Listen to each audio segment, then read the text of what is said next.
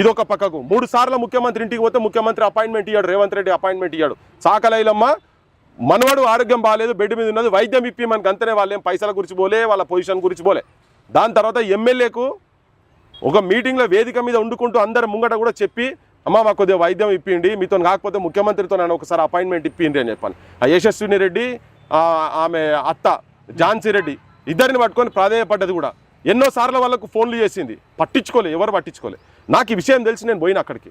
చాకలైలమ్మ మనమడని తెలిసి కూడా యశస్విని రెడ్డి ఝాన్సీ రెడ్డి పట్టించుకోలేదు. అరే పోయి మాట్లాడినమ్మా వేదికల మీద, వేదిక మీద పోయి మాట్లాడి, ఒక ఫంక్షన్ హాల్లో వేదిక మీద పోయి మాట్లాడి చెప్తే కూడా, ఎన్నోసార్లు ఫోన్లు చేస్తే కూడా, నేను పోయినప్పుడు నా దగ్గర రికార్డు ఉంది, మేము మాట్లాడాలి. ఝాన్సీ రెడ్డి కూడా ఇప్పుడు చిన్న ఏజ్, యశస్విని రెడ్డి చిన్న ఏజ్, ఆమె అర్థం చేసుకునే మెంటాలిటీ ఉంటుంది కదా మరి. వాళ్ళకంత ఎక్స్పోజర్ ఎక్కడ ఉన్నది? వాళ్ళ ఉద్యమాలలో ఉన్నారా? ఆ పిల్ల చదువుకున్నది, పోయింది అమెరికాలో పోయి పడ్డది. వాళ్ళంతా 40 ఏళ్ళ కింద అమెరికాలో పోయి ఉన్నది. వాళ్ళకు ఉద్యమాలు తెలుసా, పాడు తెలుసా, మను తెలుసా, మాట్లాడడం తెలుసా? వాళ్ళు సాగులు అయితే పోరబ్బా, ఎవరు సాగుకోరు, చచ్చిపోతే కూడా రాలే. ఆమె ఆడ పాలకుర్తిలో ఎవరు చచ్చిపోయినా వీళ్ళు ఓరు 10 రోజుల తర్వాత పోతారు. అంటుడైతుందట, ముట్టుడైతుందట, వాళ్ళ మేకప్ రాలుతుందట వాళ్ళకి, అందుకనే పోరట వాళ్ళు.